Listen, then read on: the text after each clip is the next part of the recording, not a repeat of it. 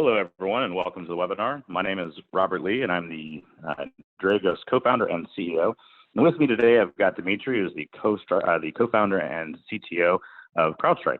And awesome enough, he's also one of my board members over at Dragos. So today we want to be able to talk to you about IT and OT, or information technology and operations technology. And a lot of times I've seen it as IT versus OT. How is this actually going to work? And I think it's much more IT and OT, most certainly needing specific strategies as we look at this problem to account for both the mission differences as well as risks, but absolutely better together. And so today, in a quick webinar, right, looking at really a 30-minute kind of discussion, looking at being able to talk about what's really going on in IT, what is CrowdStrike seeing in its global footprint, and really learning from the adversary perspective, and what are the best kind of things that you need to know about what they're learning. And then kicking into the second part of the presentation, we'll get into what Dragos is seeing and kind of how you can get started on your OT security path, and some resources for you, like reading materials and other things to really start down that ICS, or industrial control system security journey. With that, I'll kick it over to Dimitri. Over to you, sir. Thank you, Rob, for having me. And by the way, I do like maybe the co-star title a little bit better. So perhaps we can change that going forward. But great to be involved with Dragos, and having a great partnership, obviously, between CrowdStrike and Dragos as well. So let's kick it off. If you can go to the next slide, Rob. Trick question for you. I know probably many on the call have heard this phrase that there are only two types of companies out there: those that know that they've been compromised, and those that don't yet know. Rob, any idea who first coined this phrase? Oh, first coined? No, you're gonna stump me right off the bat. I'm not gonna even take a guess. Go ahead. Well, it was actually yours truly. Back in 2011. I could have sworn it was like a clapper or something like that I'd seen in front of the Senate. Everyone stole it from me, but I originally said it first. Believe it or not, there was actually an investigation by Politico to get to the bottom of who said it first, and they tracked it down originally to me. But very popular phrase. And I was actually having breakfast with Dick Clark and Rob Kanacki, who had just written the book, The Fifth Domain, which is a great book, highly recommend it. I was having breakfast with them about 8 months ago or so, and they asked me a really interesting question. They said, Dimitri, you coined this phrase years ago. Do you still believe it? And I thought about it, and I actually said, you know what? No, I don't believe it, because I actually think that there is now a third type of company that we're certainly seeing day in, day out here at CrowdStrike, that is actually being targeted, because the threat has not gone away, but is actually being able to build resilience and protect themselves against even the most capable adversaries, and effectively stop breaches. And I think that's a really dramatic change that we've experienced in the industry over the last 5-6 years, really, where you started to see people realize that you're not necessarily going to stop an attacker from getting in. A capable adversary, particularly a nation-state adversary, will always be able to enter the network somehow, whether by exploiting vulnerability or exploiting the vulnerability that all of us have in our networks, which are our users, through some sort of social engineering. But ultimately, they'll get in, but it doesn't mean that they'll accomplish the objective. And I actually think that one of the biggest contributions that we've seen from our industry, and let me know if you disagree with me, Rob, was actually in the late 2000s from Lockheed Martin, when they coined this term, the cyber kill chain, and really started to get people to think about defense not being binary. Yes, they got in. No, they didn't. But really looking at it as a set of steps that an attacker has to take, and you have numerous opportunities to find them and thwart them at each stage of their kill chain. And that's how you ultimately start defending yourself. I completely agree. This is when I also still teach over at SANS and wrote the Intel course over there, and the ICS Incident Response course. And that's absolutely fundamental to what I teach on. And really how we built the Dragos product, and kind of the strategy we took was, let's not measure defense in this binary, they got in and therefore we're screwed. Let's look at actually what does it take to have things like analytical coverage? What does it take to have like that truly do a defense in depth strategy? But most importantly on that, I think we've always been told, oh, the adversary has to do one thing right to get in. Like, oh, if the adversary just has to get one thing right to win, but defenders have to protect everything. And that's so flippant and so wrong. because adversaries have to achieve a number of things while being correct and stealthy and being able to achieve it without being detected and their own self being countered.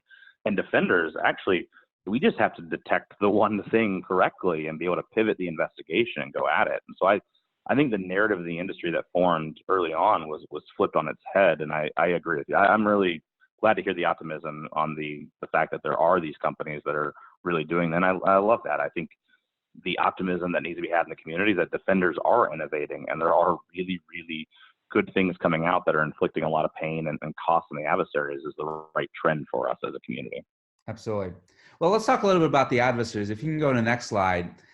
When I sort of look at the history of our domain from a threat perspective, I really classify it into 3 generations. The first generation, kind of the 80s and early 90s, we really just had two types of actors in this domain, Soviet Union, later Russia, and the US, and they were primarily going against each other, right? Sort of taking the traditional human espionage capabilities and transitioning to this new cyber domain. Obviously, the most well-known cyber attack from that time is Cuckoo's Egg, or an attack that was written about in Cuckoo's Egg by Cliff Stoll. Phenomenal book, highly recommended to anyone who hasn't read it. We actually hosted Cliff at our conference at CrowdStrike a few years ago, and anyone can watch it on YouTube. By far the best keynote I've ever seen from anyone.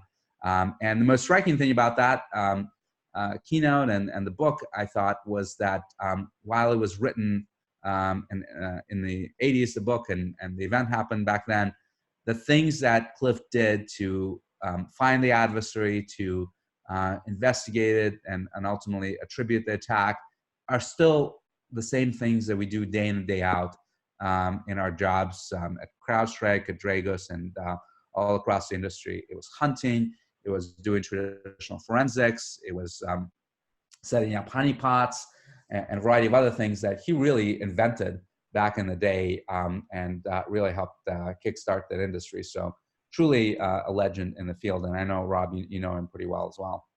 Yeah, absolutely. So then we go into the second generation where we have an explosion of actors. So this is when we start to see China, North Korea, Iran, and other countries sort of coming to the fore, criminal groups as well in the 90s and throughout the mid-2000s. But they're still focused primarily on theft. But now it's expanded beyond sort of just government on government spying, and you see private sector being increasingly targeted for financial gain, for IP theft and the like. And then after that, really starting probably with Stuxnet and the original destructive attacks we saw from North Korea back in 2009, we start to see this age of destruction, this generation, third generation of cyber attacks, as I call it, where you're increasingly starting to see adversaries wanting to achieve disruption and destruction, including in some cases now physical destruction. I know, Rob, you guys spent a lot of time working on the investigations of the recent attacks in Saudi Arabia. So a great example of what you can do now by leveraging IT to get onto the OT side and cause significant damage and potentially even loss of lives. Yeah, and this is where, we'll dive into the OT portion of it, a little bit later for all of you in attendance. But even just looking at kind of the IT security evolution of this and the evolution of cyber attacks across this, we can see very clear parallels in what's going on in industrial security, where, in the 80s and 90s, like Dimitri mentioned, a couple folks figuring it out, really kicking into gear. But this is actually kind of where we are in ICS security today, and actually maybe we're in Gen 2 of the discussion where it's just a couple players originally. We only really talked about 1 or 2 threats targeting industrial environments throughout the 2010 to 2015 type period, or maybe 2014. And then it kicks into gear and we start seeing a number of different adversaries from 2014 to 2018 just really build out the capability. It's almost like these state actors kind of transitioned a little bit to figuring out this industrial world, but while at the same time, our industrial environments were converging more with IT environments. And now what we're seeing is very, very capable state actors across a myriad of different countries being able to go after infrastructure. What I'm worried about is that next phase for us. I'm worried about where our industrial environments become more homogeneous. Like right now, they're fairly heterogeneous. if I figure out how to target one electric substation and how to do something damaging there, the knowledge that I need to go to another substation, I almost have to reinvent it. Like there's not a lot I can do that is scalable as an industrial attack. You know, the targeting, the getting access, absolutely.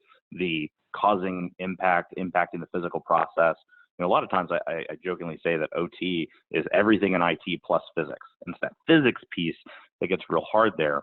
But as we start getting more common operating platforms, as we start getting more cloud integrations into the industrial environment, as this whole digital transformation takes place, we start getting into more homogeneous infrastructure. And therefore you start having more scalable attacks. And so I'm worried about that next piece where it's not just state actors, but it's the cybercrime actors. It's the discussion of sort of a lot lower cost into getting into ICS security from the adversary perspective. Absolutely. And, you know, I think there are two things that are important here. One, I think you're absolutely right that 5-6 years ago, the myth that existed that these OT networks are really air-gapped, they're disconnected from the internet, has been shattered. And now we're seeing, you know, the news on an almost daily basis about that really not being true. I remember a story just from a couple of months ago from Ukraine, of all places, where the government arrested a number of operators of the nuclear power plants there because they had connected the control systems to the internet so that they could mine cryptocurrency.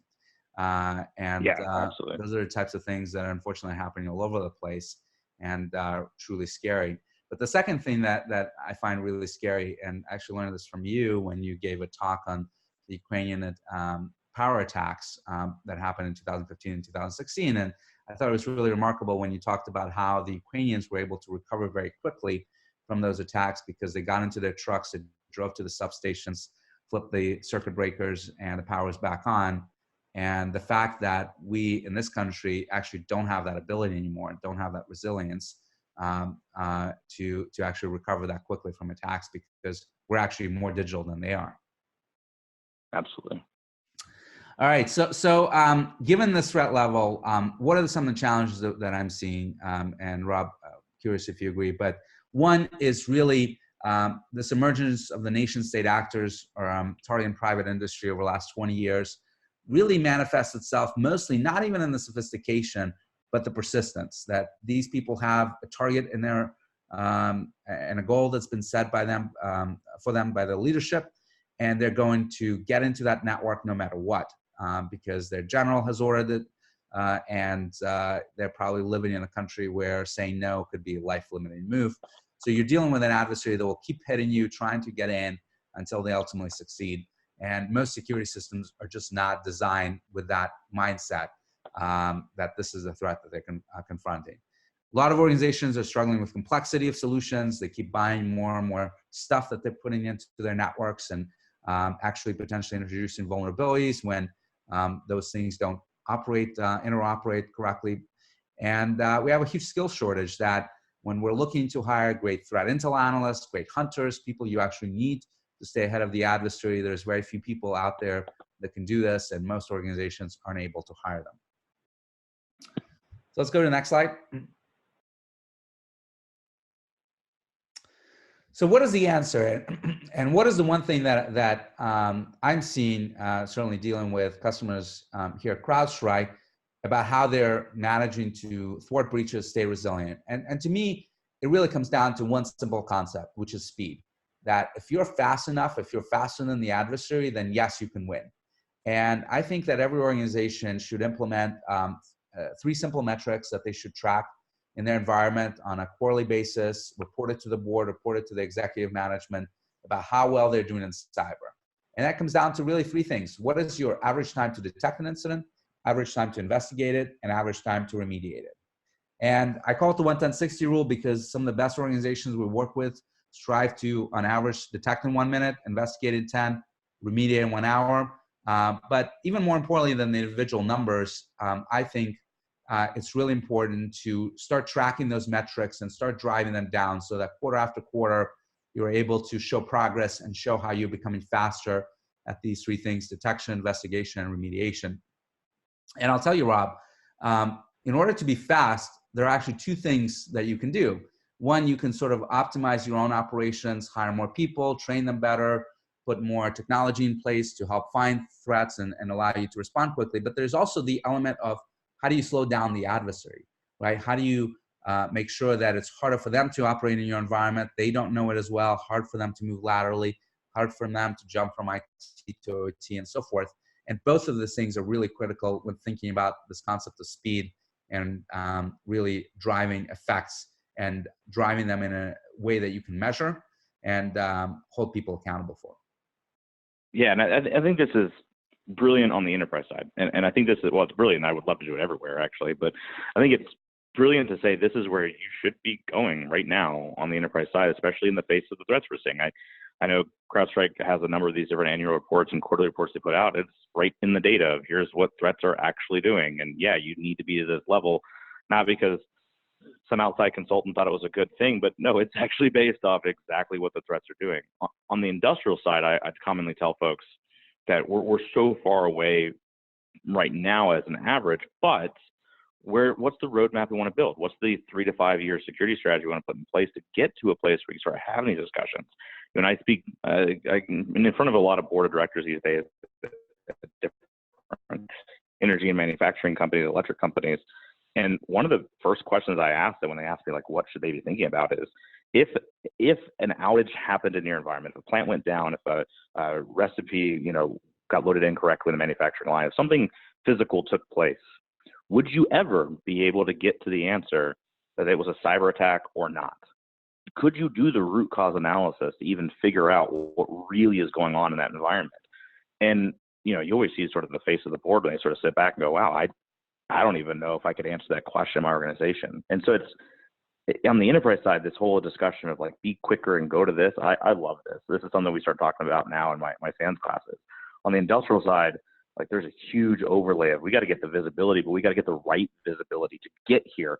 We should be learning from the IT side, the enterprise side, of what best practice looks like and adapt to make sure that those work for us and that we're on the right path. Because I'm seeing a lot of great things happen in industrial security today, but I am a little bit worried that sometimes we're so quick to make a choice that we're not thinking about where we're going to be in 5 to 10 years. Absolutely. And probably the most depressing slide in this whole section from me is actually the next one. And that is, we coined this set of metrics in 11060 a few years ago. And one of the things we did about a month ago is we went out and surveyed a whole bunch of people across the world to see what their actual response times are. And this is what we got back, is that detection on average is 120 hours, investigation is 11 hours, remediation is 31 hours. And the reality is that adversaries are actually way faster than that. We started measuring another concept that I call breakout time, which is how fast it takes for adversaries, once they get in on a system within the network, to actually break out of that system and get to other systems within the network, which, if you think about what's involved in that, it's a bunch of stages of the kill chain. You have to elevate privileges, you have to move laterally, you have to do reconnaissance across that network to figure out where to go. And on average, the breakout time last year was 4 hours for an adversary, which pretty much in most cases will mean that they have domain admin credentials across at least the IT network at that point. And if it takes you 120 hours just to detect them, and then another 42 to get to remediation, you're really behind and you're letting them do tremendous damage to you. And that's why we're seeing so many companies, so many municipalities this year and in the last couple of years really fall into ransomware and wiper attacks like NotPetya, because they're just not getting there quickly enough to stop the damage. Absolutely. And I talk about this all the time on the industrial side of the house of, if you're going to get these numbers down, if you're going to actually be prepared, you've got to put in the right strategy. Because the questions I'm seeing in the chat already from folks asking is, how do we even do that? Like, how do we get down to that level? And the reality is, it's a strategy. You have to put in the right collection strategy to have the right detection strategy, to have the right response strategy. And if you're just throwing all the different threat feeds in the world into a SIM and you're hoping to have, all these alerts that maybe, again, the analyst triage or less escalate or whatever else, like, you just throw a bunch of stuff at people, they're just going to drown in data. And I saw this very clearly on the intelligence community side, where we wanted to collect it all and analysts never found anything because there was too much stuff in front of them. But when we start smartly using new technologies, and we also focus on things like threat behaviors and focusing on, well, what are the things that I actually want to spend my time on to triage, that's where we're going to get quite a bit of success on bringing these numbers down, in my opinion. Yeah, and it was a good question. Are these numbers from IT or OT side? And we were only looking at the IT. I imagine those times are even worse in the OT space. Yeah, I don't know that you get a reliable answer today on the OT side. Look, I love my OT and ICS community. There's never been a better time to be in this community, but we're not ready to do these type of measurements today. Yeah.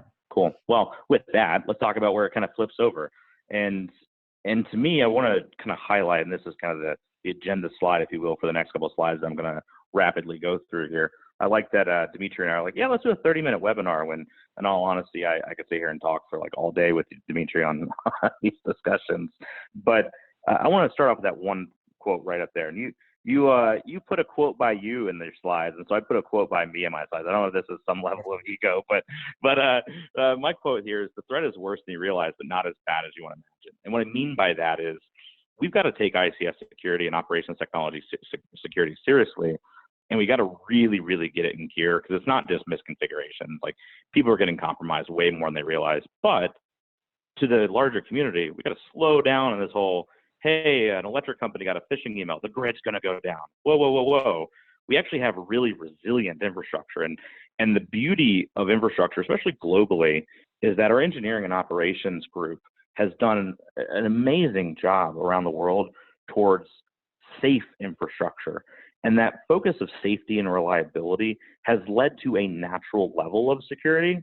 But what's happening is, with our changing infrastructure, with that whole digital transformations and convergence guided discussion, and an increasing threat landscape, and them getting more and more sophisticated, is we need to add the compensating controls of security. So, really, let's take a case study to take a look at that. And this is the one that you were referencing earlier, Dimitri. We got involved on tracking an adversary that we call the time, an attack they did in Saudi Arabia in 2017. They deployed this malware called Trisis. The public data around this story is actually pretty inaccurate in a lot of places. I remember like a large major news source ran this story of Saudi Aramco got attacked by Iran, and this firm did the instant response. And actually, all of those statements were incorrect. It was actually a different petrochemical site in Saudi Arabia. It was not Iran, at least to the best that we can tell, that did the attack. And it was actually Saudi Aramco that did the instant response. Like, it was two of the responders over there were just being good neighbors and good folks in the community, and helped this company out. But when we talk about the kill chain and talk about thinking about this problem, years ago, Mike Asante and I adapted that Lockheed Martin cyber kill chain and try to think about what it would mean for ICS. Because getting access in IT is a big deal. Like you said, there's a breakout time of maybe 4 hours on average for a lot of these adversaries. And you can be in a world of hurt in that time period. But in ICS, the type of attacks that we're concerned with most, not just intellectual property theft, which does matter, but safety, environmental impact, reliability, for really confidently manipulating the physical process and understanding that, it's a lot of engineering plus cybersecurity. It's a lot of investigation and time on target that the adversary has to spend. In this case, we saw the adversary compromise those environments from 2014 to 2017. So from the forensics, we could show that they'd been on target for 3 years before they executed their attack.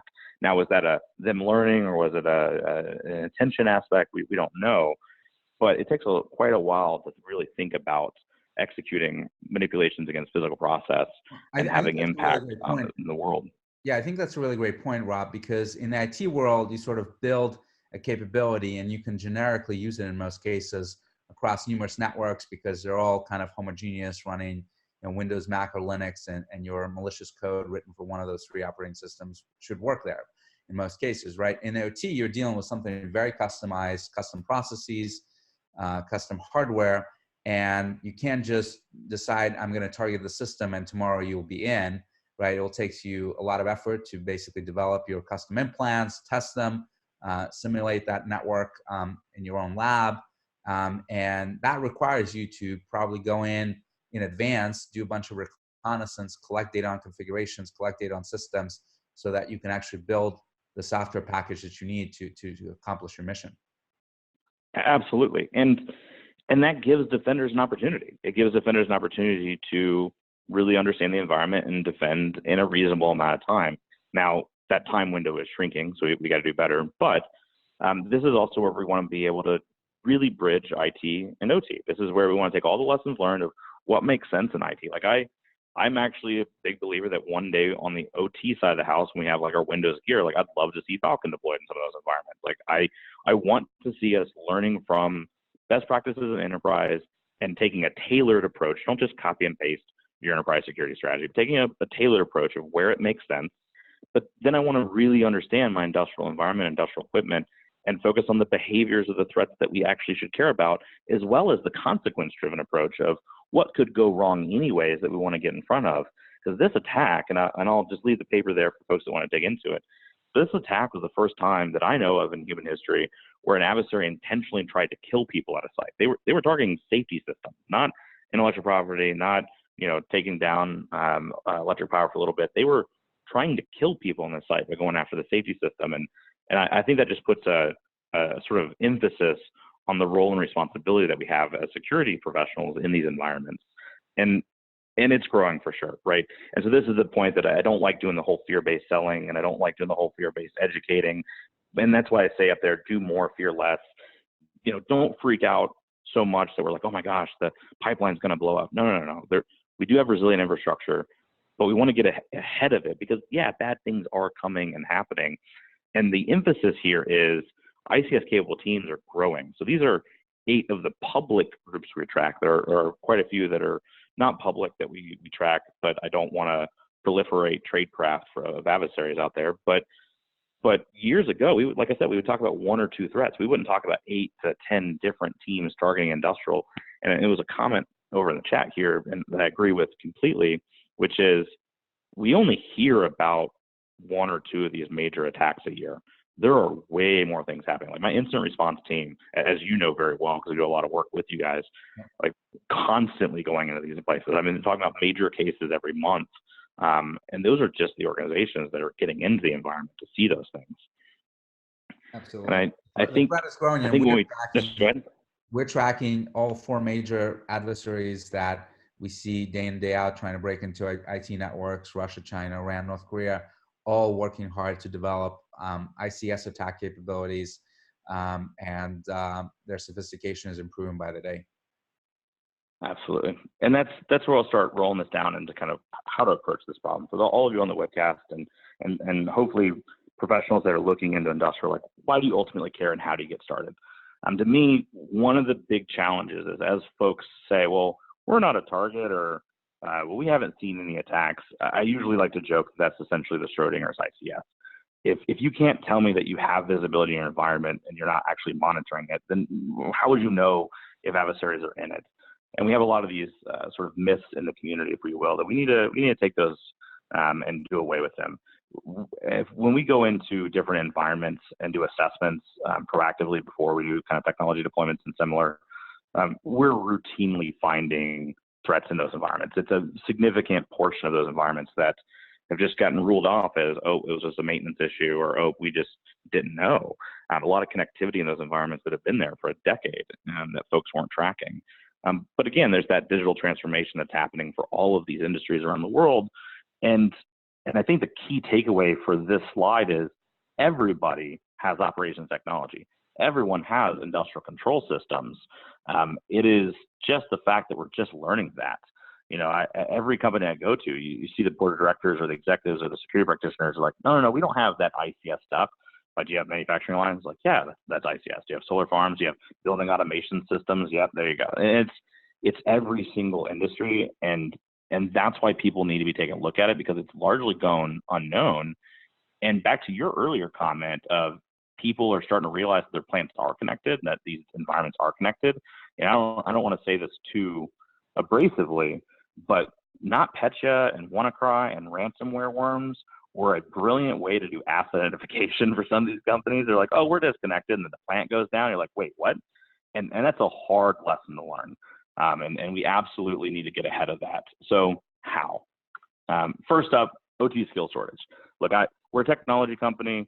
but I think that the answer has to be in parallel with education and training. That's why I still teach at SANS. I know that CrowdStrike still goes around the community and teaches a ton, and we've got to be a community about this.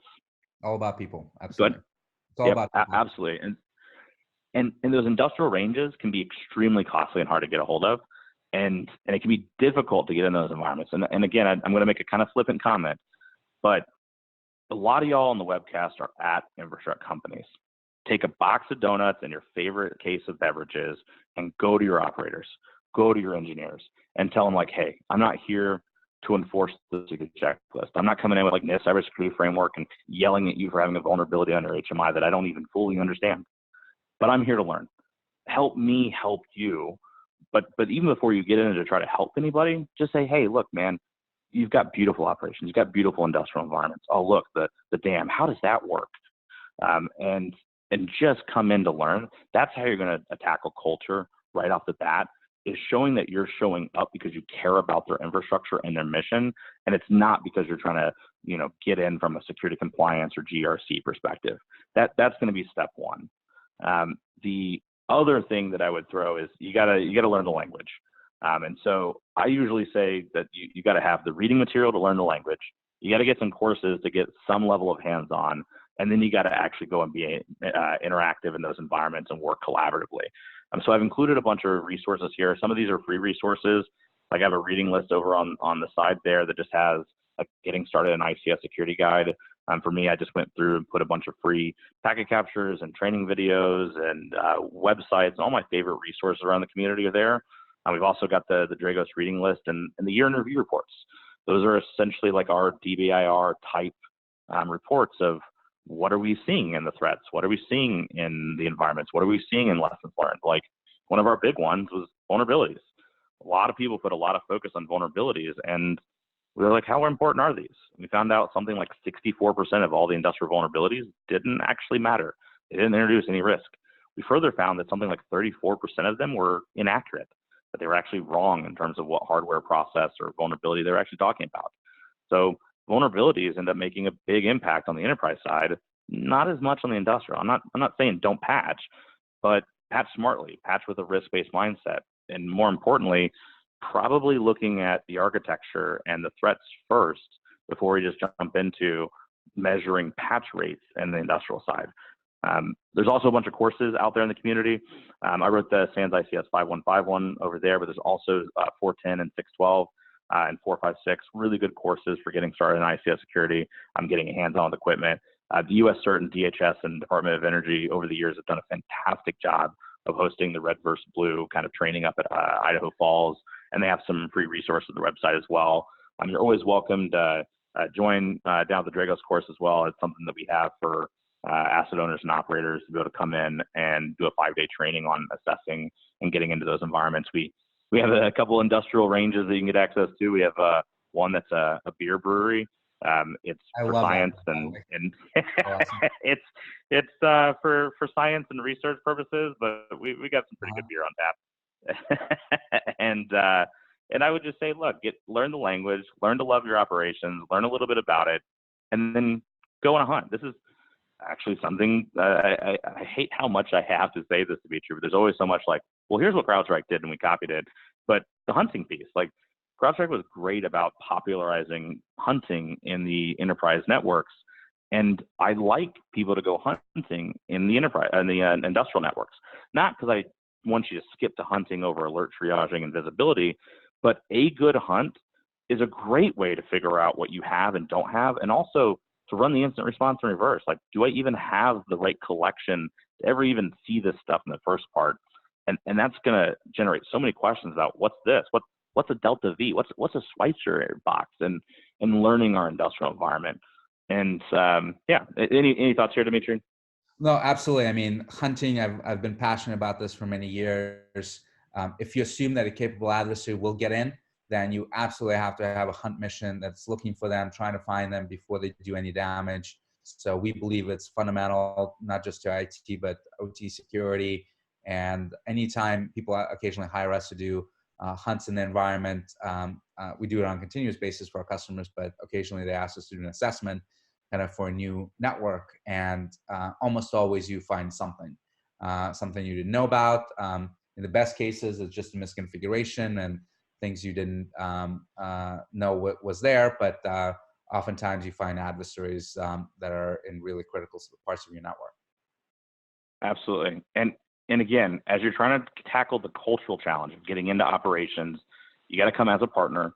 You got to learn to love the mission and respect the mission, and just ask your operators and engineers about it. They're happy to explain it. They love it as well. But that hunting type process is a fantastic way to learn something about those environments that maybe they don't know themselves. And when you can show them that you respect their environments and can add value and show them things that they didn't know, maybe there's contractor or maintenance integrations and connections in their environment that the contractors come on site and doing things they should have done, even without the threat discussion, that's when you're going to get some major wins as well.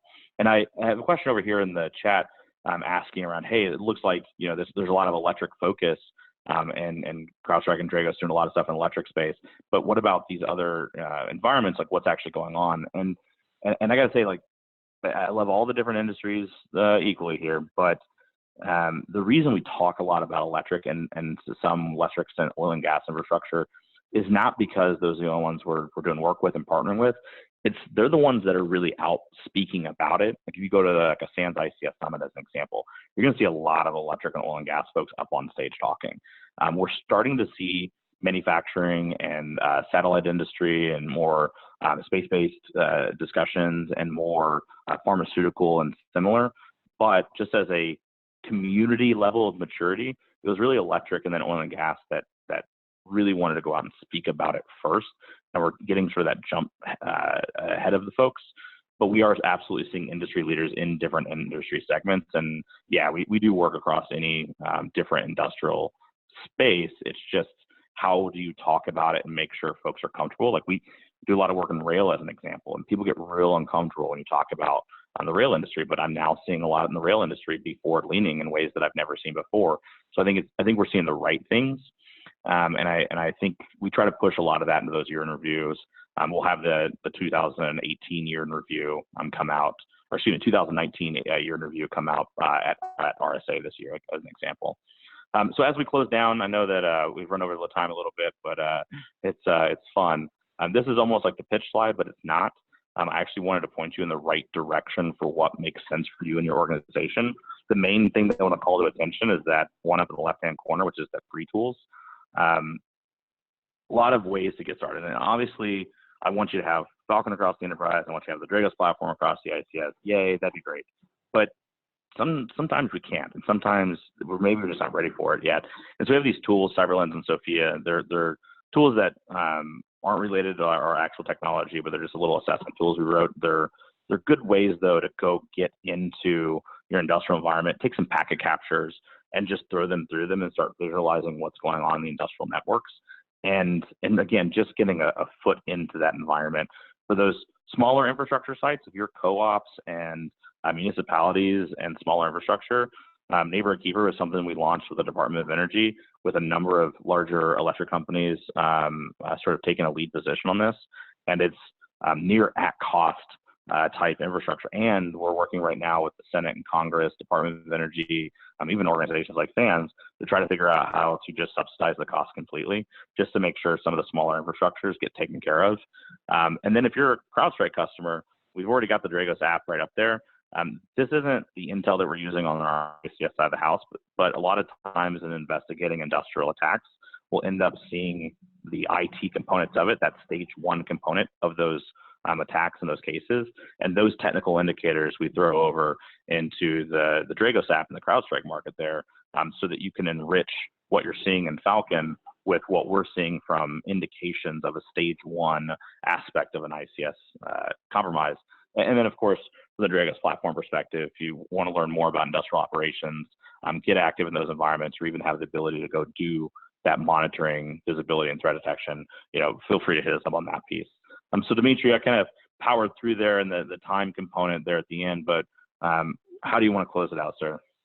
Well, I think we should take a couple of questions. We had tons of questions in the chat. Maybe a few of them we can address.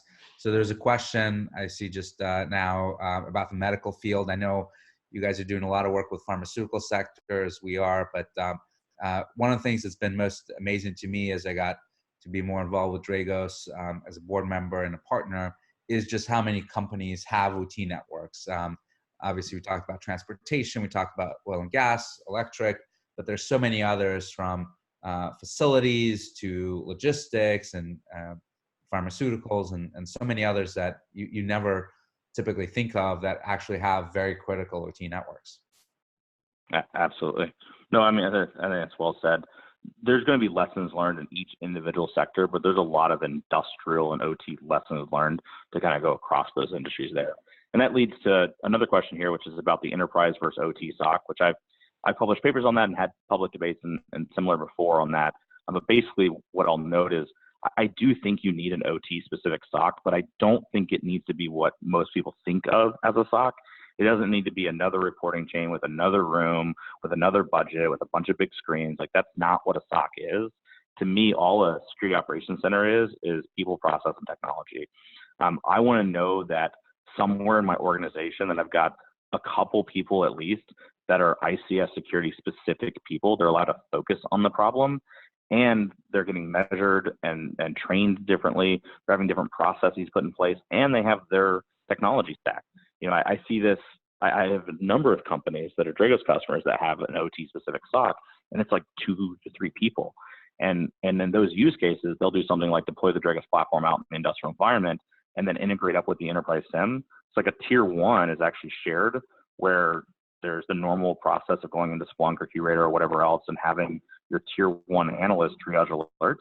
But the moment that it escalates to a tier 2, and it happens to be something from the ICS or OT environment, that's where I want the OT specific security analyst looking at it. So a tier 2 OT SOC analyst to be able to pivot back into the Dragos Sec or whatever you choose in your environment to get the environmental context of what I'm looking at, as well as the ICS specific nature. You know, big difference between a lateral movement from a domain controller into the DMZ versus something like an engineering workstation over to a safety system. So to really understand that. And then the tier 3 to me is really somebody at the plant or somebody at the site. It's somebody who understands the impact of the site and really can be your cyber champion. They're not super rock star cybersecurity skill sets. They're going to be an operator or an engineer or somebody there at the site, but they're going to understand that plant better than anybody sitting remotely could possibly understand it. And they're going to be able to bridge that gap that does sometimes exist between operations and IT. And that to me is kind of what one approach looks like for an OT SOC that isn't a big burden on companies, but adds tremendous value. Yeah. Well, I think there's one thing that we clearly learned from this conversation, Rob, is that next time we need a lot more time to get through all the questions and all the material. So but hopefully you guys found it entertaining. I certainly did. And thanks again for having me, Rob. Yeah, and thanks as well. Thank you so much, everybody, for dialing in. These will be recorded and posted. And look, thanks so much. IT and OT together, defense is doable. Thanks so much. Take care.